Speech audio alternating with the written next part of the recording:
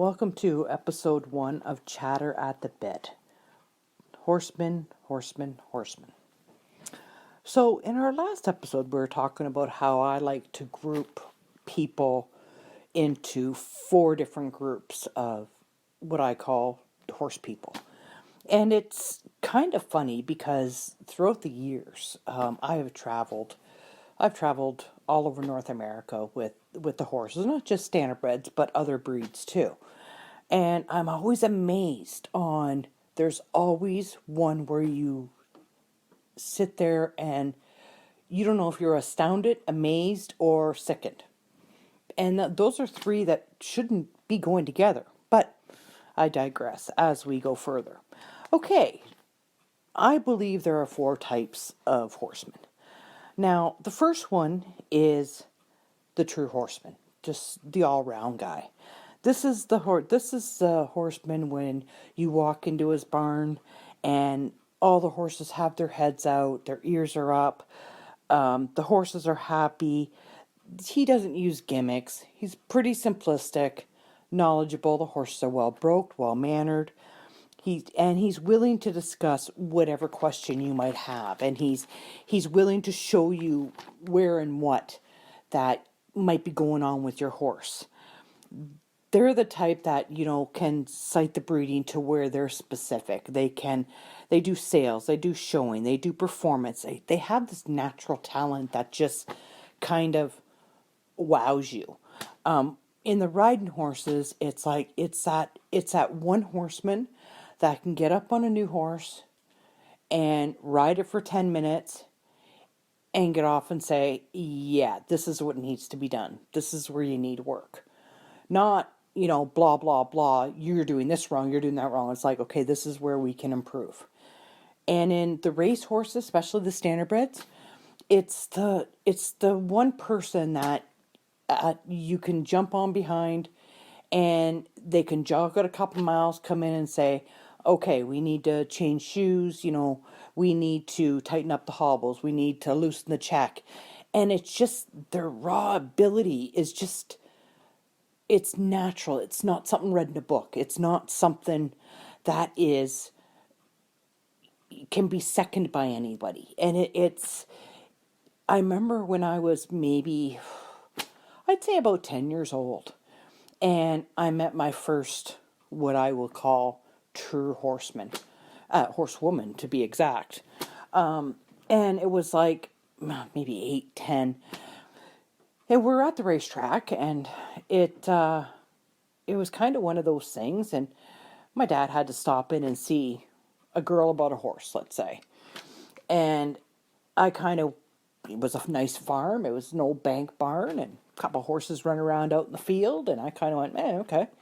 So I'm sitting there, and I watched this woman. She had to be, I'd say easy 70 years old. Fairly plump woman. You could tell she'd been on the farm all her life, but, to each his own. And she comes out and she starts talking to my dad. And she's telling him, she's like, listen, she's ringing off things that are wrong with this mare. And he's like, yeah, I know. What's your point? And she's like, I'm not giving her back to you. I want to work with her some more. Me, being young, naive, and stupid, I'm thinking they're talking about a standardbred. I only found out years later they were not. They were talking about an Arab that Dad had taken on a deal, and he sent it up to this woman and, to sell. Just get rid of her. And I think back, and I don't know why that memory is so vivid to me, but I think back and I go, I want to be that. I want to be the person that looks at the horse for the horse. I want to be able to devise my own methods and implement them and make them work. That's the type of person I want to be. That's the type of stable I want to have. I want to have a herd of horses that when I go to the gate, they're all running in because they know that it's safe. I want that if I say a horse this is how you teach them to back up, this is how it's done. And that's a true, and I've had the incredible privilege throughout the years of meeting so many true horsemen that there's really is too many to list. Some men, some women, and every time, every single interaction with a horseman, I have walked away and learnt something. I have walked away in amazement, and I have walked away to say, that's what I want a piece of. And that's really what true horsemen are. It's like they're the whole package. They're the package that you wrap up in a bow, give at Christmas time, And there's not a lot of them in the horse industry. I would say, in my opinion, it's maybe 1-2%. But you know it when you see it. And everybody has had that privilege, whether you choose to acknowledge it or not. So we've talked about the natural horseman. I mean, I can never get enough of talking about people like that, because it's just, you sit there and you're in amazement. So that brings us to the next group of horsemen that are in the industry, and that's the pros. These are the people that have the talent. They have the knowledge. They have what they need to get to where they want. They focus on the stats. They're competitive. They want to build the reputation. They're generally trainers and or drivers, riders, bronc riders. But they are the people that take horsemanship to the next level. They're performance people. Whether it be show ring, whether it be racetrack, whether it be, just running around a few barrels. These are the ones that you have to respect because they're jumping on different horses. These are the ones that breeders are sending their horses to promote the lines. These are the guys that say, hey, this sire's good, this horse is good, and get your picture in the paper. That they already have the talent. They're just commercializing it.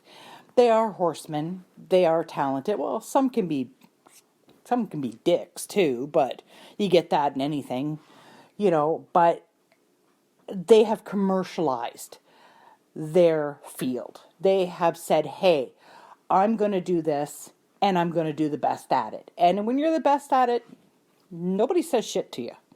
So, and it's for as many different breeds are out there, I would have to say, in my opinion, the hardest core pros are standardbreds.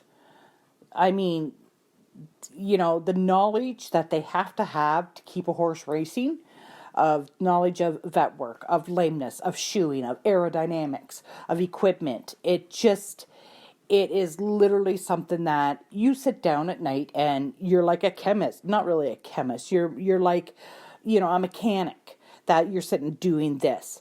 But then you sit there and you look at dressage.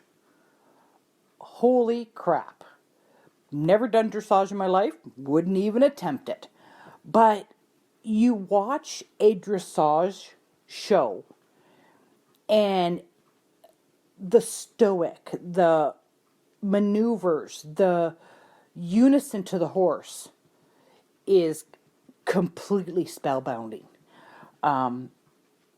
It's something that is for a select few, as it should be.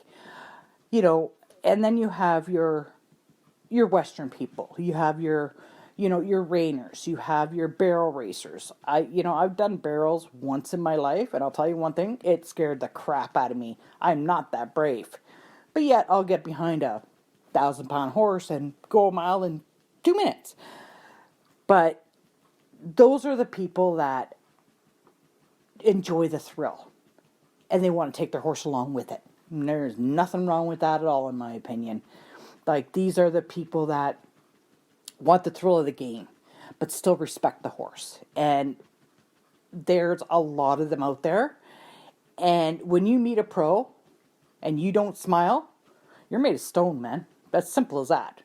Because a pro is just that. And, it's something that if you ever have an opportunity to work under a pro, take it and run.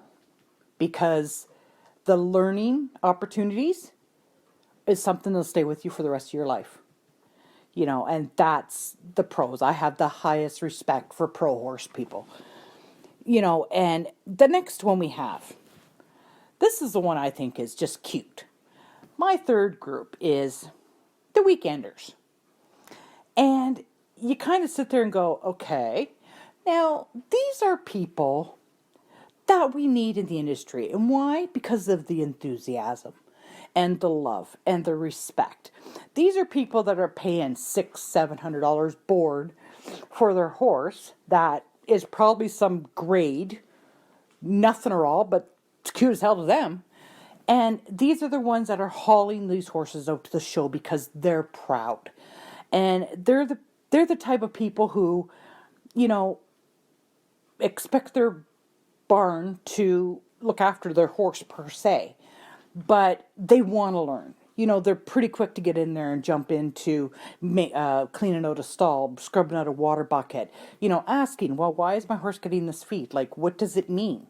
On many occasions, I'll get calls from friends of mine that it'd be like, well, I want to do this, but my barn manager says this. It's like, well, you don't have to do that. Like there's many ways you can do things. I'm the type of person, despite being controversial, maybe a little bit sarcastic, and when it comes down to wanting information, if I can help you out, I will.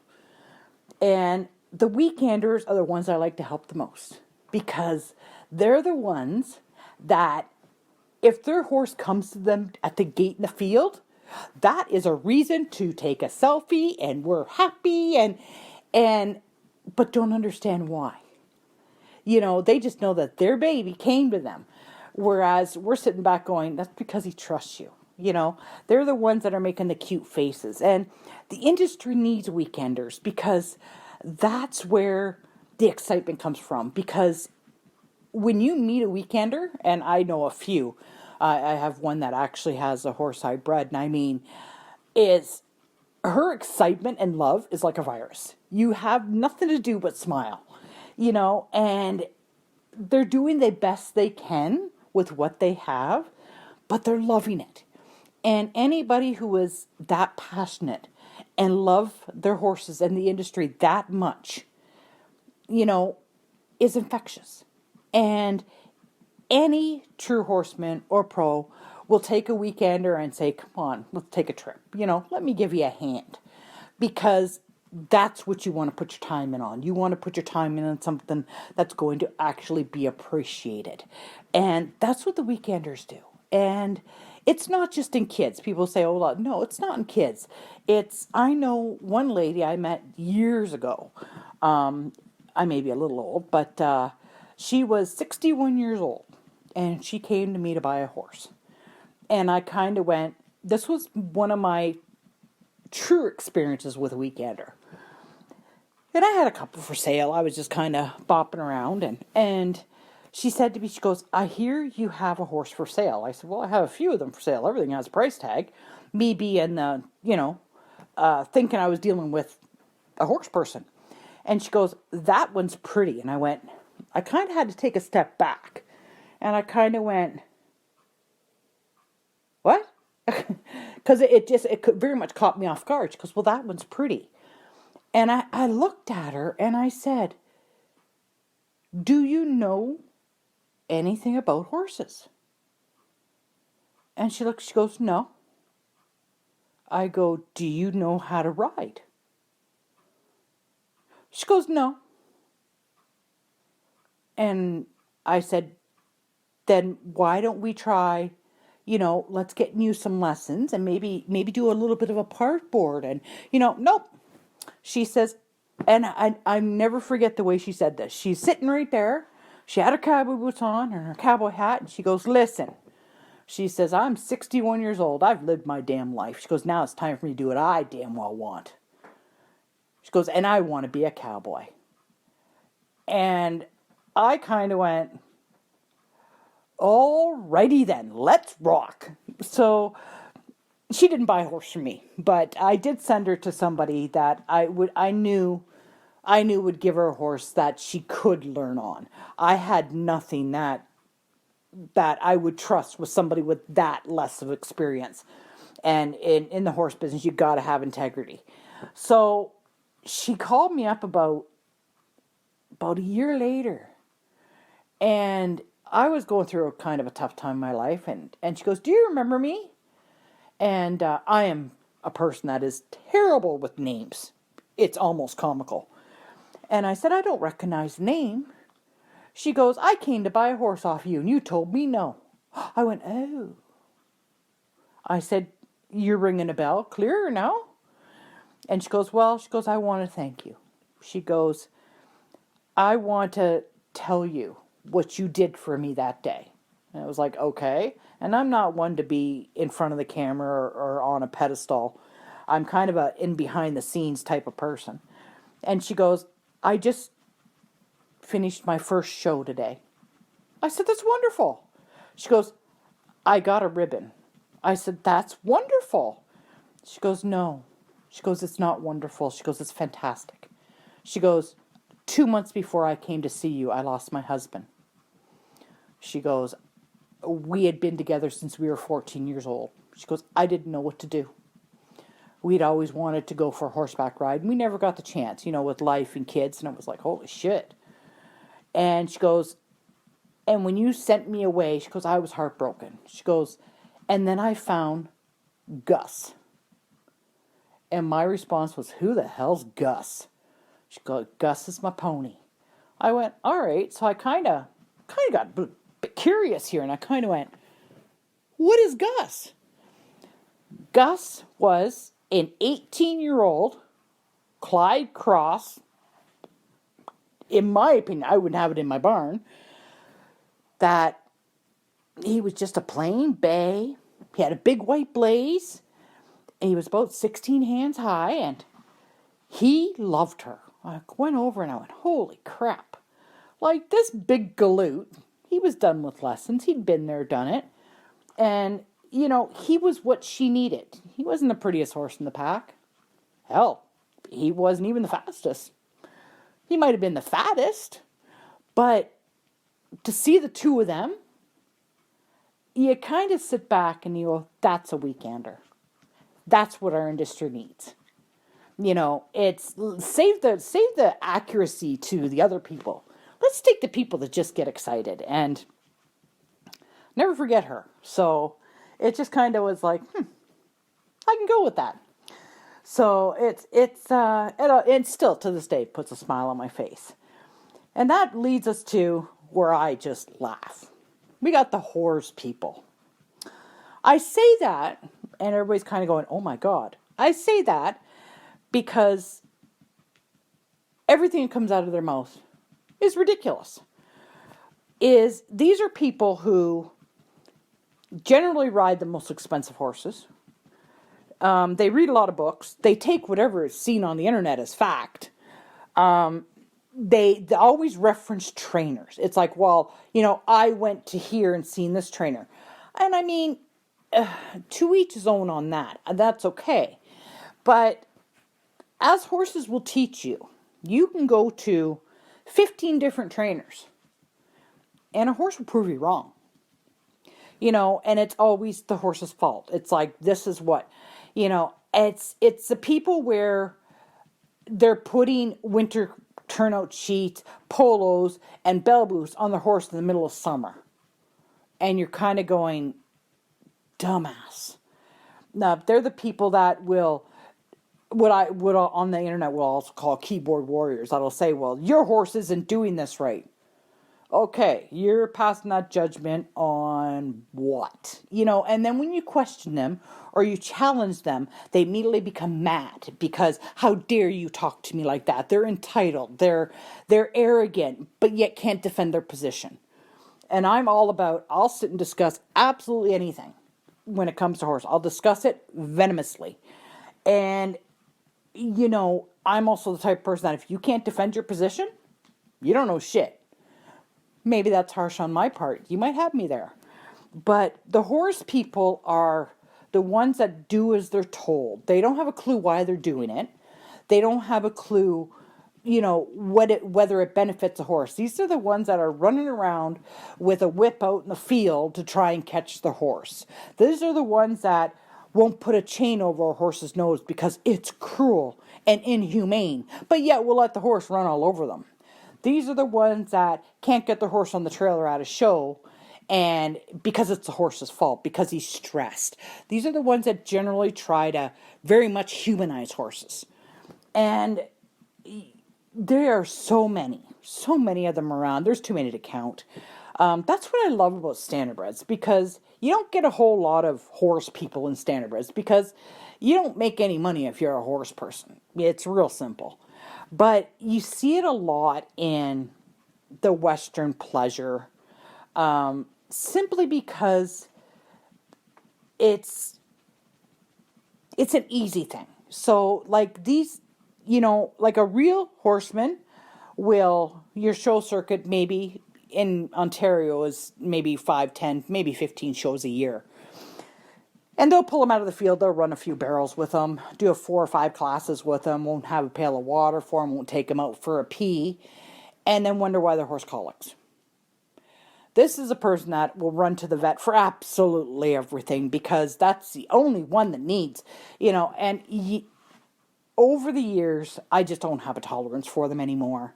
I used to kind of amuse myself, and I used to kind of say, okay, like they're just learning, but now it's just like, go away, go back under your stone, and going in reference, there's literally too many to count. It's like village idiot, the whole damn village. But we did have one, we use in our barn, we use neck ropes when we're teaching our horses how to stand tight. And whether you agree or disagree, I don't really give a shit. But we use neck rope because if a horse ever breaks a halter, you're never going to get him tied up again. To teach them properly is you need to let them teach themselves. And they learn 2 things with a neck rope. Is one, they learn that the pressure on the rope, they come forward, the pressure is released. They're learning that. They're learning that they have to be patient. No matter how many times they act like jerks, they're going to still be there.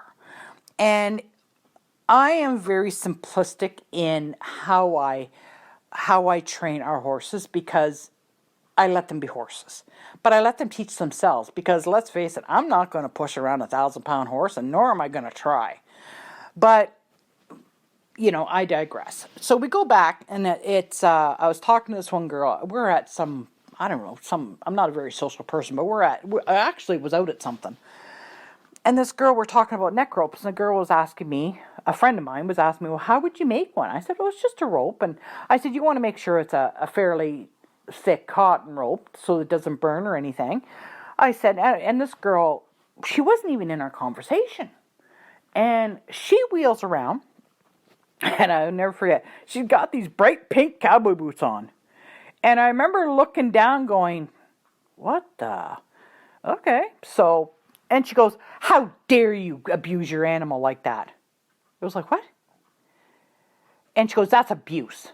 I go, what's abuse? She goes, a neck rope and lip chains and everything. And I said, no, it is not abuse. It's called properly corrective training. She goes, I read an article that if you use a neck rope, you can displace their pole and break their neck. Well, I said, I'm happy for you. It's like, okay. She goes, that's why you have to use a proper rope halter. It's like, well, no, you're 100% wrong. I said, but better yet, and then I got a little ouchy. And I said, better yet, I go, I have a 16-hand, 1,400-pound quarter horse that will take your little rope halter, and he will have it broken about 2 seconds. Rope halters don't break. Yes, they do. No, they don't. Not when they're made properly. It's rope. How hard can it be? And it turned into be a little bit of an argument. And I turned around, I said, where's your horse? And she goes, well, right there. Horse is standing there, little paint gelding, I think. And the thing's head is down. You can tell it needs water. You can tell it's a well-broke pony. And I said, you might want to give your horse some water. Well, no, we're not done the show yet. I said, are you kidding? It was 105 degrees. Now, I'm fluffy. So if I'm hot, I can guarantee you they're hot. And I kind of got a little bit, as my hubby would put it, I kind of got a little bit bitchy. Because I started saying, oh, so it's okay to dehydrate them, leave them standing at a post, no hay, no water. He's waggling his wee-wee, he's got to pee, and you're over here bitching at me about whether I use a neck rope or not. Do you see the problem here? She didn't see it. As scary as it was. But she had the best saddle. She had the funkiest breastplate. Like, you could tell everything was top of the line, which is, okay, wonderful for you. But you can't gauge your horsemanship skills based on how much money you spend on a horse. It's not about that. It's about doing right for the horse. If you have to gauge and state how much money you spend on your horse, then it's not about the horse. But there's village idiots in every crowd. And that's kind of my lumping together of, very randomly, of course there's a lot of subsections, of what I call horsemen. So you kind of take it or leave it, but all in all, it makes for an amusement day if you get to see all four of them in one shot. Stay tuned for next episode. See you later.